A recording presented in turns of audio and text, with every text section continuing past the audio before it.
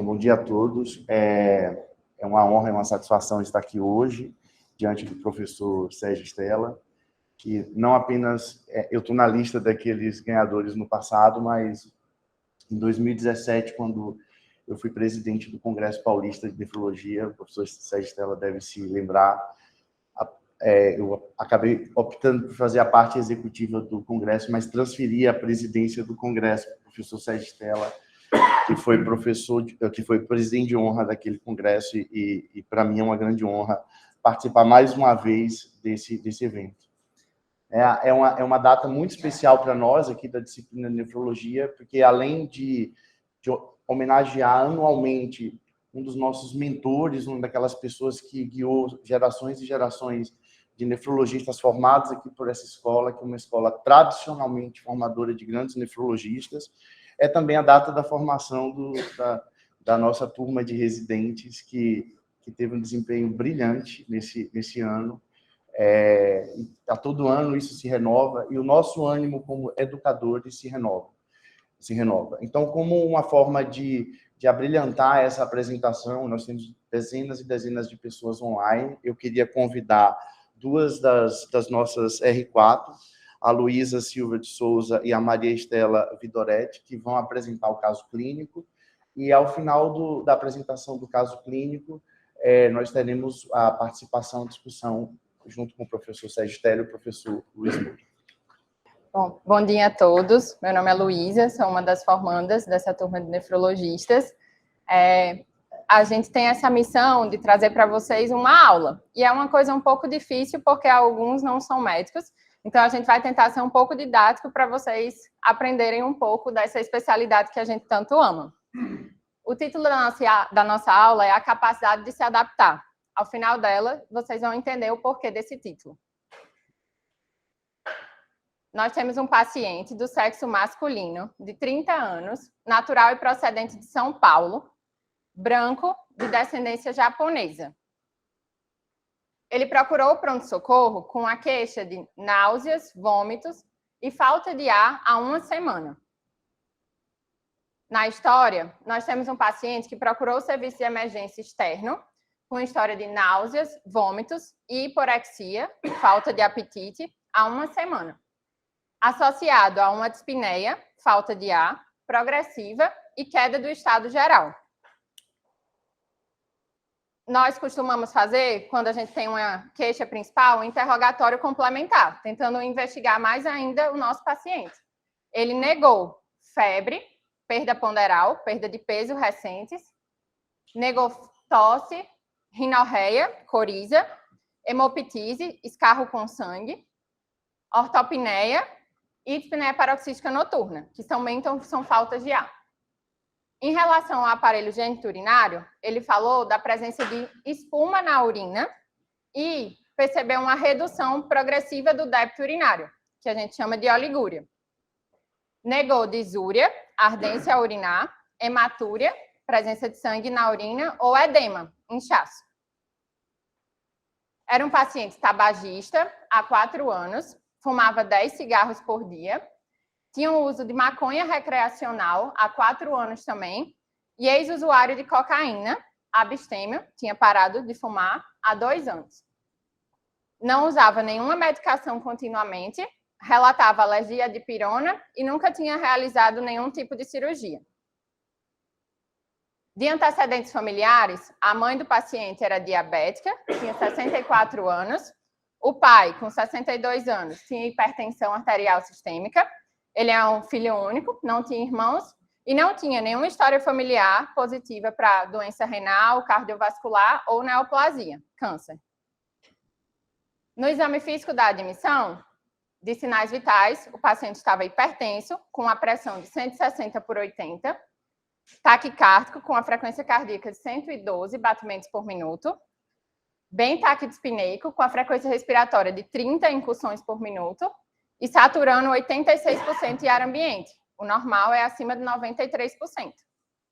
A temperatura axilar de 36,1, afebril, e a perfusão, tempo de enchimento capilar, menor que 2 segundos, bem perfundido.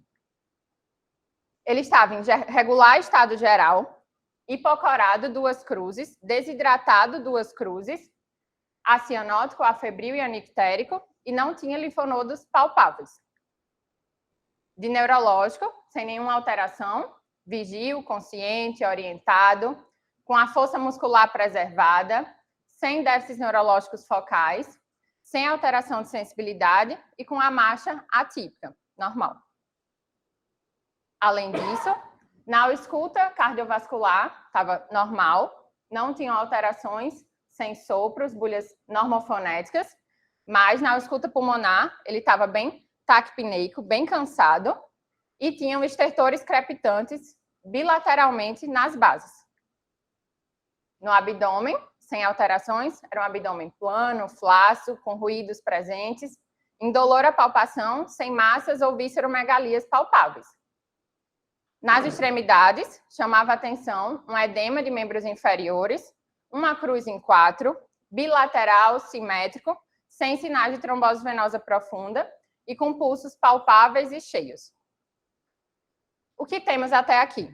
Nós temos um paciente, um homem, de 30 anos, previamente ígido, ou seja, sem nenhuma comorbidade, tabagista e usuário de drogas ilícitas, que apresentou dispneia, dessaturação e sintomas constitucionais. E aí, diante da presença da espuma da urina, da redução do débito urinário, a gente se questiona, será mesmo que existe uma proteinúria, presença de proteína na urina, ou uma oligúria? Ele também estava hipertenso e tinha edema de membros inferiores. Com esse conjunto de sinais e sintomas, a gente começa a pensar em hipóteses diagnósticas. E aí, dentro da medicina, a gente tenta agrupar de sintomas que vão chamar mais a nossa atenção. Acho que uma das principais coisas era o fato do paciente estar num quadro de insuficiência respiratória aguda. E a gente se questiona, será que era uma insuficiência cardíaca descompensada? Ou uma doença pulmonar obstrutiva crônica, já que ele era tabagista e estava descompensado? Ou uma doença caracterizada por um dano alveolar difuso, já que a gente tem um paciente jovem com um quadro agudo de insuficiência respiratória. Além disso, não menos importante, as queixas geniturinárias fazem com que a gente se questione. Será que esse paciente tinha uma diúria renal aguda? Ou uma síndrome nefrítica? Uma síndrome nefrótica? Dentro da medicina, a gente tenta agrupar os sinais e sintomas dentro de síndromes. E essas são 3 principais síndromes dentro da nefrologia, em que a gente se questiona diante de um paciente que a gente chama agudo, um paciente que vem para um pronto-socorro. E aí, nos exames da admissão, nós tínhamos um paciente com hemoglobina de 6,9. O normal normal para homem seria acima de 13, tá? Significa que o paciente está com anemia, uma anemia grave. Uma anemia caracterizada por ser normocítica e normocrônica. Leucócitos de 7.740, normais. Plaquetas de 108.000, reduzidas. Uma creatinina de 15,9. Esse valor é muito, muito, muito alto. E uma ureia de 153, um sódio de 135, um potássio de 5,5, um pH de 7,38, com bicarbonato de 19,7 e um PO2 de 50, indicando que ele realmente estava em insuficiência respiratória. Além disso, um fósforo de 6,3, um cálcio de 8,6, uma CPK de 70, uma albumina de 3,2, levemente reduzida, um TGO de 37, TGP de 28 e uma bilirrubina total de 0,62, com um coagulograma normal.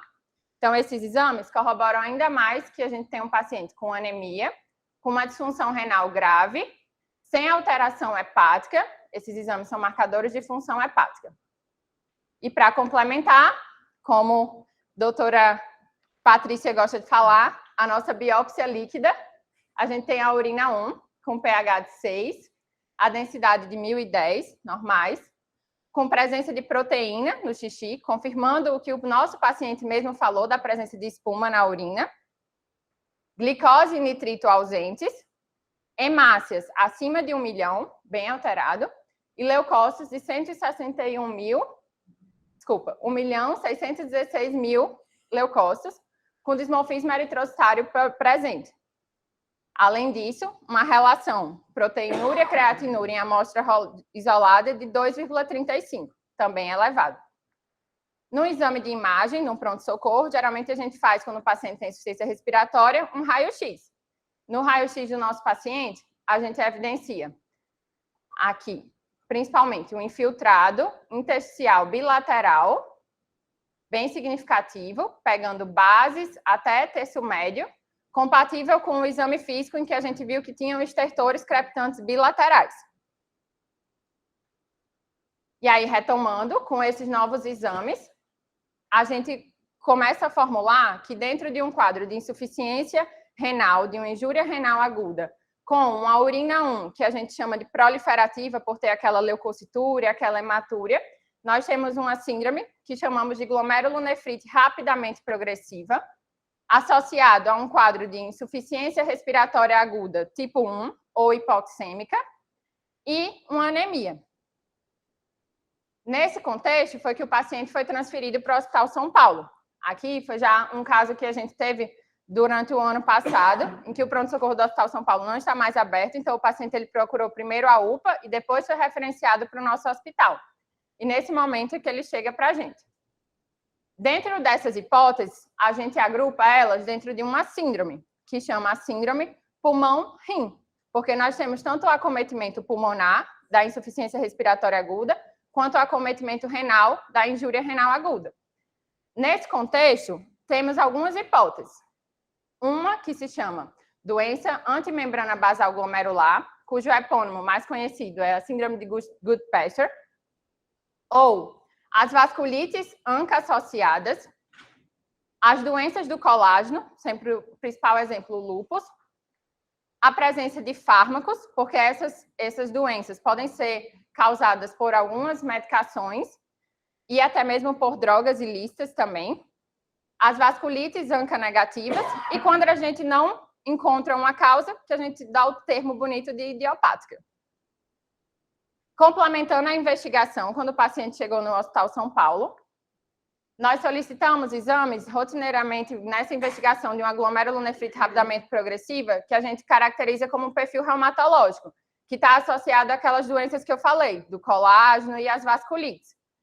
A gente tinha um FAM, um ENA e sorologias negativos, um complemento normal, que é um dos principais marcadores que a gente utiliza nessa divisão das doenças, um ANCA negativo, um anti-MPO, que é antimieloperoxidase, e anti-PR3 negativos, e a gente solicitou o anticorpo antimembrana basal glomerular, mas não é um resultado imediato. Então, por enquanto, nós não temos esse resultado. De praxe, a gente também pede um ultrassom de rins e vias para analisar a morfologia do rim, e nós tínhamos rins normais. Um rim direito de 10,8 centímetros, um esquerdo também de 10,8, com parênquima renal e ecogenicidade preservados, como a gente pode ver aqui na imagem. Aqui na imagem nós temos o fígado e aqui o rim, com tamanho normal, e a ecogenicidade preservada, com diferenciação do córtex e da medula.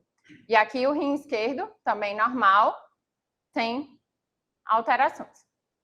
Complementando ainda a investigação, a gente viu que tinha um raio-x de tórax bem alterado, então nós solicitamos uma tomografia que confirmou aqueles achados com a presença de opacidades em vidro fosco difusas, com predomínio central, é essa região mais esbranquiçada, dentro do pulmão, que é esse preto no fundo, e a presença de um espessamento septal.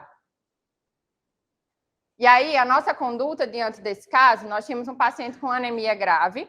Então, como eu falei, a gente levou o paciente para a UTI, foi necessário um suporte transfusional e, diante daquela disfunção renal com a creatinina de 15,9, foi indicada uma terapia renal substitutiva, um dos tratamentos para insuficiência renal, a hemodiálise. Além disso, diante de uma glomerulonefrite rapidamente progressiva, para a gente poder ter o diagnóstico patológico, nós conseguimos realizar um procedimento que é chamado de biópsia renal. Nós retiramos uma amostra do rim e essa amostra vai para o nosso oráculo, Dr. Luiz Moura, em que nós temos o privilégio de ter o resultado, quando é assim de urgência, até mesmo no mesmo dia ou no dia seguinte, para a análise desse rim. E também diante de uma rapidamente progressiva, de conduta imediata, nós realizamos a pulsoterapia com glicocorticoide. Foi feito isso até mesmo antes do resultado da biópsia renal, que a gente tem aqui. Então, para que todos entendam um pouco, aqui é uma amostra de um rim. Nós temos uma amostra no aumento de 100 vezes com a coloração que a gente utiliza, que é o PAS, para ver a morfologia renal como um todo. Aqui nós temos o compartimento, esse que tem esses espacinhos com um buraquinho no meio, túbulo intersticial. E aqui o que chama principalmente a nossa atenção são os glomérulos. São essas estruturas arredondadas que nós percebemos que estão aumentados, certo? E estão preenchidos. Eles estão preenchidos por células e algumas células mortas, que a gente dá o nome de necrose. Então, nós temos os glomérulos ocupados por mais de 50% por células e necrose. Isso é o que a gente caracteriza como uma crescente. Tem mais de 50% de células dentro da cápsula de Bowman. Então, esse aqui é um glomérulo, esse aqui é outro. Vou dar um zoom para a gente ver um pouco melhor. Aqui, o roxinho são as células, e esse material mais rosinha caracteriza-se por matriz e essa destruição celular que eu falei para vocês. Então, diante dessas alterações, a biópsia renal ela é analisada na microscopia óptica, que foi o que eu mostrei, que é para a gente ver a morfologia do rim, como que o rim está. E aqui a gente vai entender a fisiopatologia, porque algumas daquelas doenças da síndrome pulmão-rim, elas têm anticorpos, que são imunoglobulinas produzidas por nós mesmos, que às vezes atacam o nosso próprio corpo. E essas imunoglobulinas podem ser detectadas por meio da imunofluorescência, que é com essa coloração. A gente, quando está verde, assim, bem vivo, é que a gente tem uma imunofluorescência positiva. E aqui nós temos o IgG, que é uma das imunoglobulinas, positiva 3 cruzes. A gente percebe, só para vocês entenderem um pouco mais, esse verde, ele está em todo o contorno entre as células. A gente vai explicar mais ainda a estrutura do rim, e vocês vão perceber que eles estão distribuídos de forma linear ao longo da membrana basal glomerular. Então, aqui nós temos uma imunofluorescência positiva, IgG 3 cruzes. Como laudo final, nós tínhamos na microscopia óptica uma glomerulonefrite proliferativa difusa, com crescentes fibrocelulares circunferenciais em 19 dos 19 glomérulos amostrados, com focos de necrose. Além disso, alterações degenerativas epiteliais tubulares, com cilindros hialinos hemáticos, hiperplasia fibrosa discreta da íntima arterial, sinais de atrofia e fibrose leve, e uma imunofluorescência com depósito linear em alças glomerulares, com IgG 3 cruzes, C3C 3 cruzes, kappa e lambda também 3 cruzes. Dentro desse achado de patologia, nós temos agora uma nova classificação, que são as glomerulonefrites crescênticas. Nesse grupo, como eu falei, por meio da imunofluorescência, a gente vai caracterizar com um padrão linear, que é o do nosso caso, ou granular. Agora eu acho que dá para perceber bem, como esse daqui está bem contínuo, e esse daqui parecem pontilhados um pouco mais espaçados, ou negativo, paucimune, que realmente na lâmina a gente não consegue enxergar. E dentro disso a gente tem os diagnósticos. O linear é principalmente da antimembrana basal glomerular. O padrão granular, ele está presente nas glomerulonefrites mediadas por imunocomplexos, que podem ser a nefropatia por IgA, a nefrite lúpica, ou uma glomerulonefrite associada à infecção, ou uma membrana proliferativa, como exemplos principais, e as paucimunes, que entram dentro daquele diagnóstico das vasculites ANCA-associadas. Dentro disso, nosso paciente, ele se encaixa na doença antimembrana basal glomerular ou síndrome de Goodpasture.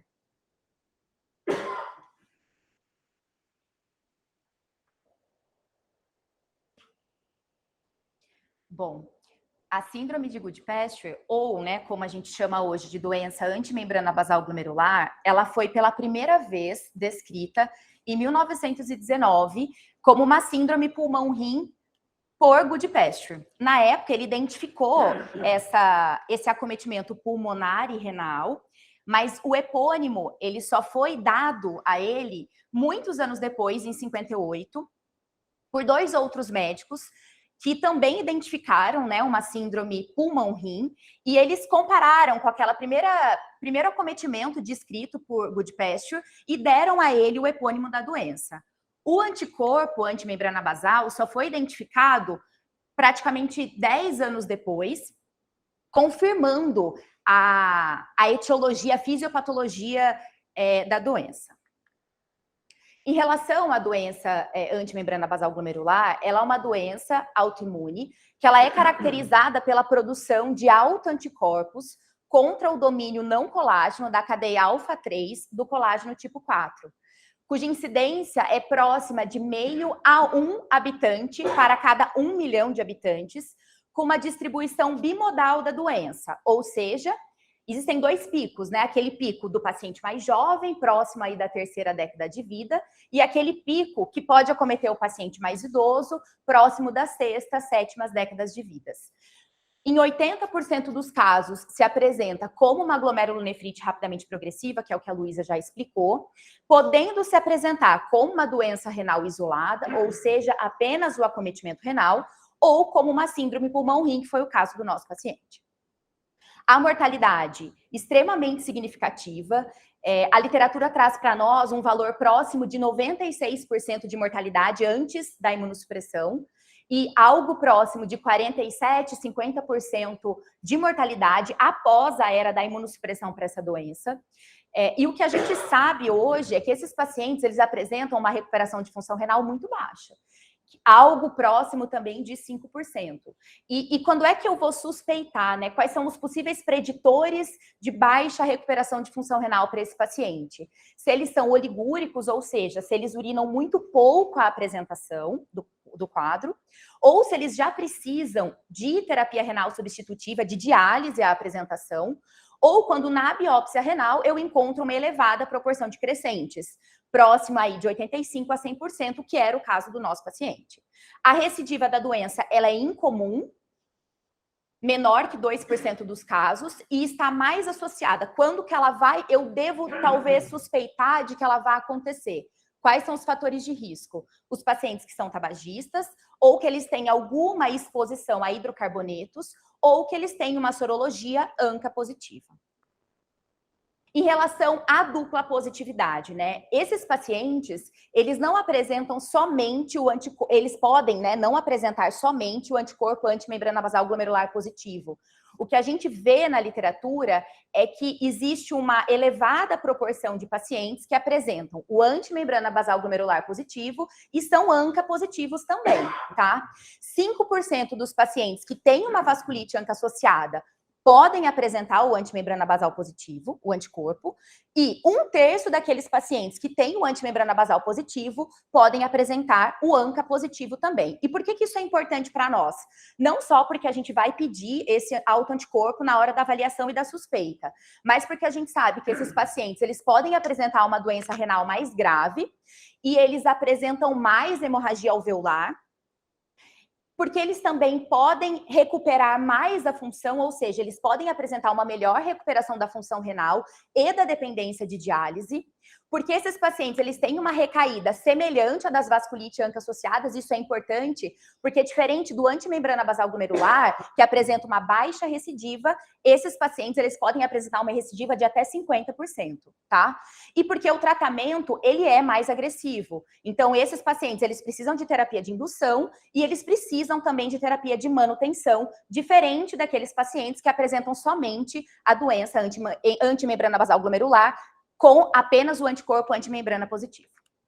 Em relação à fisiopatologia da doença, e aqui eu trago uma imagem da nossa barreira de filtração glomerular, para que a gente entenda como é que acontece a filtração do sangue, tá? Então, a imagem mais baixa, essa em vermelhinha, é um vaso sanguíneo, né? Que nós chamamos, pela espessura dele, é um capilar fenestrado, tá? por dentro desse capilar atravessa o sangue e essas estruturas que parecem um Tzinho, que são os anticorpos. Eles circulam pelo sangue, tá? Essa estrutura intermediária é uma estrutura que nós chamamos de membrana basal, tá? Essa membrana basal, ela separa o capilar, que é o nosso vaso sanguíneo, de uma célula que nós chamamos de podócito. Essas três estruturas compõem a barreira de filtração. E o que isso significa de forma prática? Que elas constituem uma barreira à filtração do sangue, ou seja, permitindo que não é tudo que passa pelo sangue que vai atravessar essa barreira, cair no espaço de Bowman e compor a urina, tá? E aqui o que eu trago para nós é uma ilustração, né, uma foto de ultraestrutura, né, de microscopia eletrônica, que mostra para nós, num aumento de muitas vezes, nem sei quantas vezes,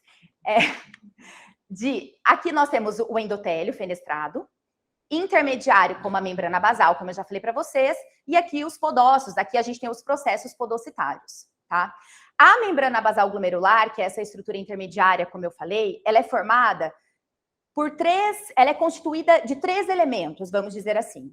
O primeiro elemento é a lâmina rara externa, que é essa parte mais clarinha na base do podócito. Por essa estrutura mais densa no meio, bem no centro, que é a lâmina densa, e pela lâmina rara interna, que é essa estrutura bem clarinha, colada no endotélio, tá? Essa estrutura, essa membrana basal glomerular, ela é sintetizada, ela é formada pelo podócito, que está em cima, e pelo endotélio, que está na parte de baixo. E qual que é a importância, né? Por que a gente traz essa informação para vocês? Porque a nossa doença, ela acomete exatamente essa região. Essa parte mais escura, como eu falei para vocês, que é a nossa lâmina densa, ela é constituída pelo colágeno do tipo 4. O colágeno do tipo 4, antes dele se formar, o que a gente observa aqui é que nós temos 6 filamentos diferentes, que são 6 cadeias diferentes. A cadeia alfa-1, alfa-2, alfa-3, alfa-4 e alfa-6. Essa cadeia, ela tem um domínio, que é um domínio proteico, que é como se fosse as trancinhas, e um domínio não proteico, que é como se fosse a cabeça, a bolinha. Essas cadeias, elas se organizam de 3 a 3, formando uma estrutura que nós chamamos de trímero, que são essas estruturas que estão aqui do lado. No rim, o trímero que é mais predominante é o trímero formado pelas cadeias alfa-3, alfa-4 e alfa-5, que é a cadeia do meio. Os trímeros, eles se organizam de forma espacial, estabelecem ligações entre si, essas ligações entre as estruturas, formando essa parte mais escura da membrana basal glomerular. E por que isso é importante? Porque faz parte da fisiopatologia da nossa doença, como eu falei. O mais importante, talvez, é que nessa estrutura arredondada da pontinha, onde eu tenho os domínios não proteicos, esses domínios, eles ficam escondidos no interior dessa trança, no interior desse trímero, de modo que, se eu expor essa região, eu posso vir a formar autoanticorpos, que é o que acontece com os nossos pacientes. E aqui, mais uma vez, eu tenho aquela formação arredondada, que é o domínio não proteico, e aqui eu vou ter uma estrutura que nós chamamos de epítopo. Epítopo é a menor parte de um antígeno que é capaz de deflagrar uma resposta imunológica. Então, dentro dessa estrutura não proteica, eu tenho 2 domínios que são extremamente imunogênicos, que é o domínio EA e o domínio EB. E esse domínio, quando exposto, e é claro que esses domínios não estão expostos em pacientes saudáveis, deflagra uma resposta imunológica, que é uma resposta imunológica muito grave. E quando é que eu exponho esses epítopos? De várias formas, através de processos infecciosos, através de fatores ambientais, tóxicos, e parece haver um fator genético associado também. De modo que, se eu exponho esse epítopo ele é apresentado por células que são apresentadoras de antígenos, deflagrando a resposta imunológica, com ativação de linfócitos T autorreativos, que promovem citotoxicidade, inflamação tecidual e, por último, ativam os linfócitos B com produção de autoanticorpos. Esses autoanticorpos, eles vão até os locais em que eu tenho colágeno do tipo 4, e esses locais, o principal é o rim, e talvez o segundo principal é o pulmão. Existem outros lugares menos importantes também, como a cóclea, deflagrando essa injúria tecidual tão importante que a gente observou na microscopia. Em relação ao pulmão, acontece a mesma coisa. O capilar pulmonar, que é o vaso sanguíneo pulmonar, ele tem como âncora uma membrana basal que também é constituída pelo colágeno tipo 4. Quando nós temos a formação desses autoanticorpos, eu vou ter uma resposta inflamatória extremamente intensa no capilar do pulmão, favorecendo exsudação e hemorragia, caracterizando o quadro clínico do paciente. E aqui eu trago duas imagens, duas imagens aqui de uma macroscopia de um pulmão com hemorragia alveolar. Então, se a gente observar, é uma esponja com muito sangue. E aqui eu trago uma microscopia, em que essa parte mais roxinha são as células habituais do pulmão, que são os alvéolos, e dentro dos espaços alveolares, essas imagens bem rosas, até um pouquinho mais para o vermelho, são as hemácias preenchendo esses alvéolos. Em relação às manifestações clínicas, elas dependem muito do órgão acometido, mas o que a gente sabe é que aproximadamente 90% dos pacientes vão ter apresentações clínicas, manifestações clínicas secundárias ao acometimento renal, e isso pode ser através de hematúria, proteinúria, que é a urina mais espumosa, oligúria, com redução do débito urinário, ou edema, inchaço. Em relação ao acometimento pulmonar, esses pacientes eles podem ter dispneia, falta de ar, tosse, hemoptise, ou seja, escarros com sangue, ou dessaturação, que foi o caso do nosso paciente. Outros sintomas que esses pacientes podem apresentar são sintomas constitucionais inespecíficos: febre, adinamia, hiporexia, perda de peso, dor nas juntas.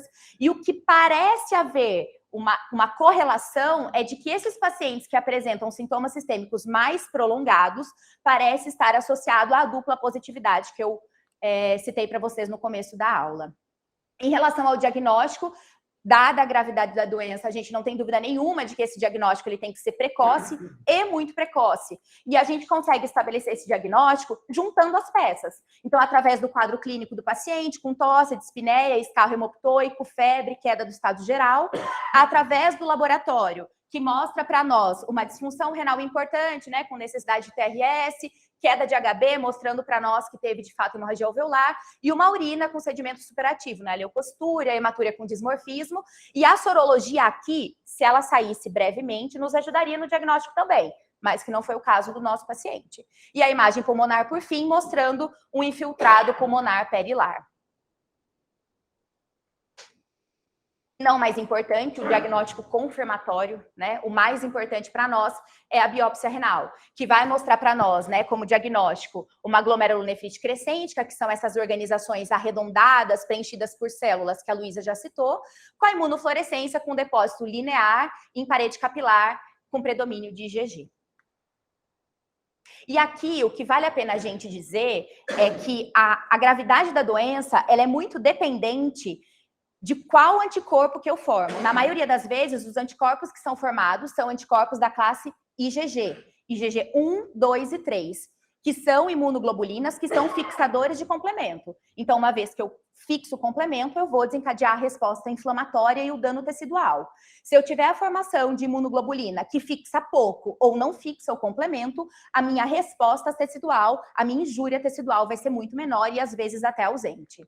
Em relação ao tratamento, eu trago de novo a fisiopatologia da doença para que a gente entenda que o tratamento, ele se baseia exatamente em reduzir o processo inflamatório desses órgãos que ficam muito inflamados, como a gente viu na macroscopia, mas, sobremaneira, tirar esses anticorpos que são circulantes. Então, eu preciso tirar os anticorpos que são circulantes e também impedir que ocorra a formação desses autoanticorpos, tá?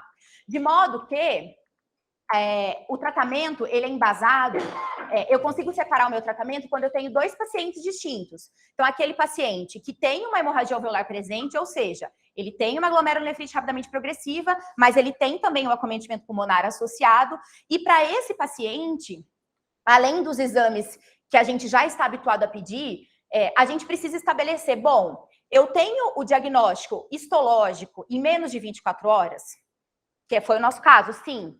Se sim, o que eu vou fazer?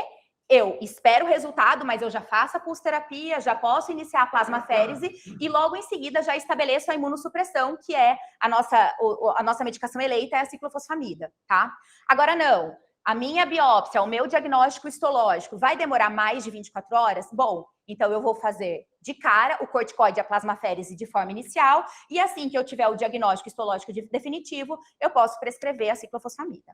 Para aqueles pacientes que não têm acometimento pulmonar, ou seja, apenas acometimento renal, eu posso ponderar o meu tratamento imunossupressor.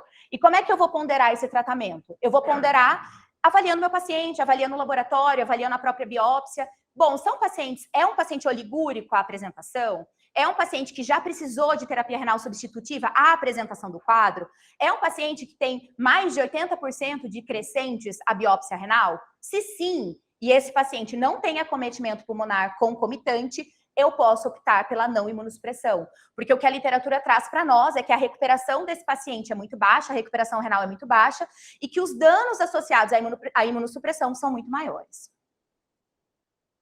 E aqui, para terminarmos a nossa discussão, o que eu trago para vocês é como é que a gente trata esses pacientes.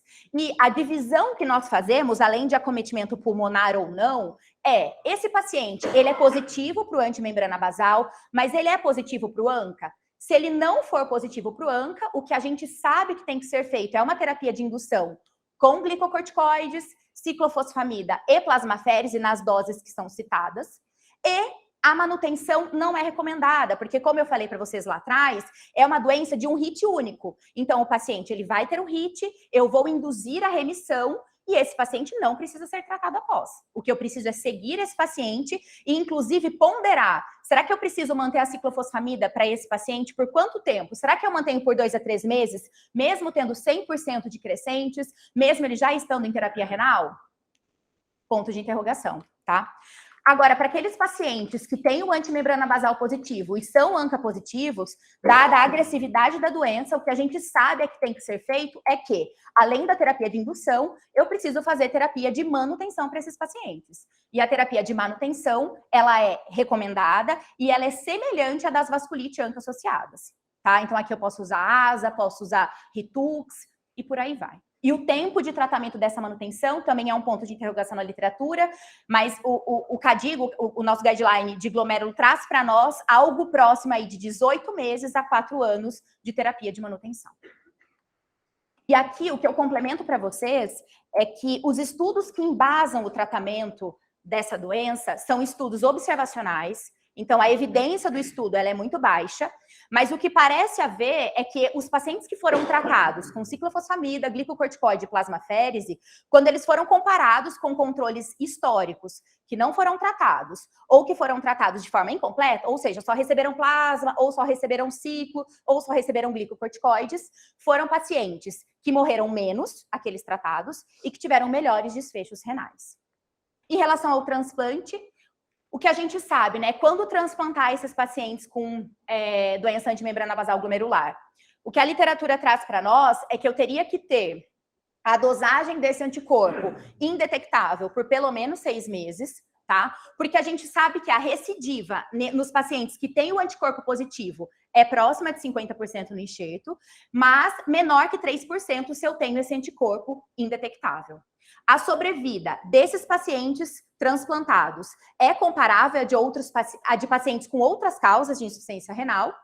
E por fim, não mais importante, na síndrome de Alport, né? O Alport, ele é uma doença que tem transmissão diferente, pode estar associado ao X, mas pode não estar associado ao X também. E esses pacientes, eles cursam, né, com alteração renal, alteração surdez, alteração visual, e eles são transplantados porque eles evoluem para diálise de forma precoce, né?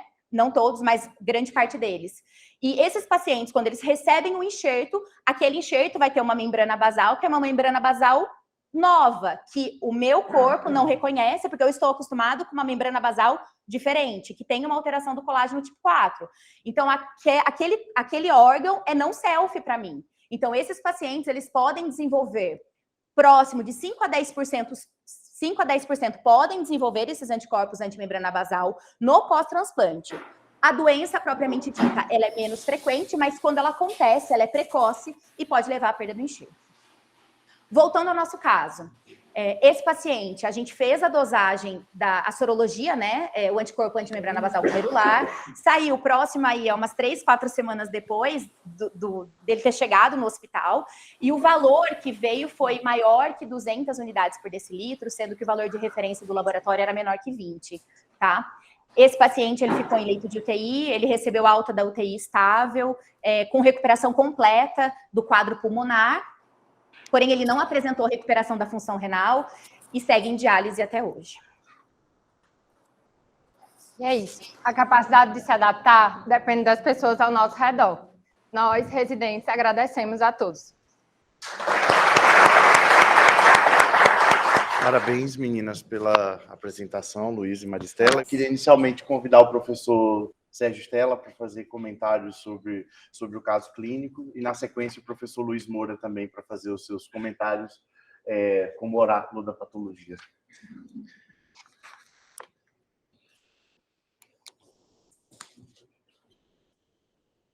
Parabéns a Luísa, parabéns a Maristela. Vocês já são professoras. E a grande lição da apresentação, do caso apresentado, é que quando a gente pensa no diagnóstico de uma glomerulonefrite rapidamente progressiva ou mais profundamente de uma doença de Goodpasture, o nosso tratamento já está atrasado. Tem que haver uma urgência brutal, seja sexta-feira ou sábado, não é mesmo? Com o resultado da biópsia ou não, o Luiz sempre colabora muito com o setor clínico, ele dá uma urgência fantástica, nem sei como, ao término, a finalização da biópsia. Parabéns, Luiz. Então, a lição é essa, é muita urgência no tratamento. Obrigado.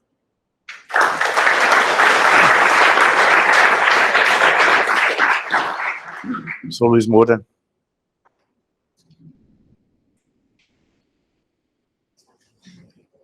É a modernidade travestida de competência.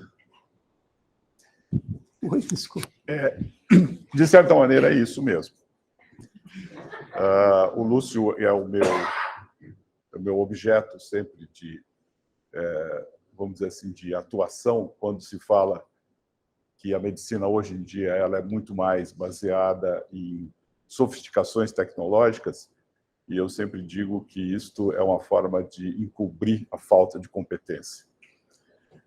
Este é um caso que é dramático, do ponto de vista clínico, ele realmente cria essa circunstância em que a sua atuação, como bem disse o Sérgio Stella, no momento em que o diagnóstico é feito, já é tarde demais, e nós sabemos que na evolução e nos estudos observacionais, esses pacientes a médio e longo prazo vão praticamente todos para a insuficiência renal crônica, não há quem fique, a não ser em circunstâncias muito especiais, e fica também muito claro que dentro do contexto do diagnóstico, a biópsia renal ainda é um método que antecipa e muito os exames outros laboratoriais para a confirmação do diagnóstico, porque ela pode ser feita em curto espaço de tempo e ela pode dar indicações precisas quanto à fisiopatologia do processo. É importante lembrar que este é um diagnóstico que não é comum, é uma situação muito rara dentro do laboratório. Nós temos uma constelação de aproximadamente 2.000, 2.500 biópsias de rim nativo por ano no nosso serviço e temos em torno de 2 casos como esse neste volume de 2.500 biópsias renais dentro de um hospital-escola que tem uma tendência de concentrar casos complicados. É uma situação extremamente rara. Mas é um diagnóstico morfológico, como todos viram, muito didático, do ponto de vista visual. O grau de alteração estrutural é extremo, a presença desses anticorpos é demonstrada por um exame muito interessante, que é a tal da imunofluorescência, que desenha as estruturas justamente porque os anticorpos criados se grudam nessa estrutura que é universal no parênquima renal, e, portanto, ele desenha a estrutura glomerular como poucas outras conseguem fazer, e efetivamente é um diagnóstico que, mesmo com toda a velocidade, ele sempre é tardio. Mas ele não deixa de ser algo que se apresente como forma de se estabelecer uma estratégia terapêutica importante. Dividir os indivíduos que têm doença por anticorpo antimembrana basal naqueles que se associam com outras condições é fundamental para se pensar ao longo do segmento desses indivíduos. A doença per se, naquele momento, o diagnóstico já é tardio, as consequências são funestas, o rim vai parar de funcionar se já não parou e não recupera mais a função, mas eu posso pensar no prognóstico. E o prognóstico é importante porque, como vocês viram, o transplante, que é uma alternativa bastante viável nesses indivíduos, tem um prognóstico de funcionamento muito parecido com outras doenças glomerulares, ou seja, há esperança ao longo do tempo na terapia renal substitutiva. Se não se pode fazer nada para aquele indivíduo naquele momento, nós podemos pensar lá na frente. E para aqueles outros que têm associação, nosso cuidado tem que ser maior, pensando nessa terapia de manutenção e pensando melhor naquilo que nós podemos fazer para o nosso paciente. O que a gente vê desta apresentação, efetivamente, é o produto desses 2 anos de atuação na residência ou da presença de vocês aqui na nossa instituição. Se elas convenceram ou não, é problema delas. Mas que elas mostraram erudição, sem dúvida alguma. E essa erudição, elas não vêm de graça. Vem com muito trabalho, vem com muita dedicação, vem com muita força de vontade. E é isso que a gente deseja, que quando eles saiam daqui, enfrentem aí para frente com toda essa objetividade. Eu já disse isso a vocês em uma situação mais privada, mas o que a gente quer, o que nós todos aqui queremos, é que vocês façam a diferença. Que vocês não sejam apenas mais um dentro desse contingente de nefrologistas que estão por aí. O que eu posso desejar? Eu já disse ao Sérgio Stella. Estava lá o português, na beira do Tejo, vendo aquele mar de água à sua esquerda ou à sua direita, dependendo se ele está na margem direita ou na esquerda. Olhando para frente, lá para o oeste, aquela linha, naquela imensidão do mar, e ele tem que pensar, eu vou atrás ou eu fico? Ele pode voltar-se para o leste e ver a linha das montanhas, e também pensar, eu vou ficar ou eu atravesso? O que eu posso desejar, meninas e meninos? Mar calmo, viagem próspera.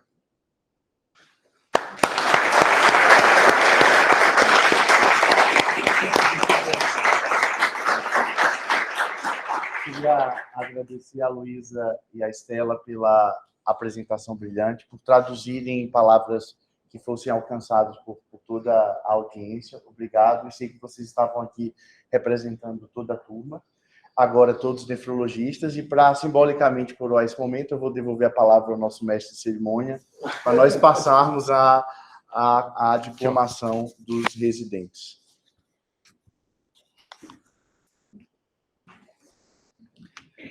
Bom, Luiz, O Luiz, bom, do ponto de vista pragmático, quando tem algum caso com insuficiência renal não esclarecida, que não é diabético, que tem um rim de tamanho normal no ultrassom, o exame primeiro que precisa ser feito é biópsia e mandar para a casa do Luiz, que ele tem um microscópio em casa, ele dá o resultado no mesmo dia, e assim vocês podem ter a conduta no mesmo dia. Ele continua, mesmo filósofo, oráculo, ele continua, do ponto de vista pragmático, respondendo às biópsias no mesmo dia. Muitas vezes a esposa dele não aceita, mas o Henrique, que é mais bonzinho do que o Luiz, ele pode mandar para ele que o Henrique passa o resultado no mesmo dia.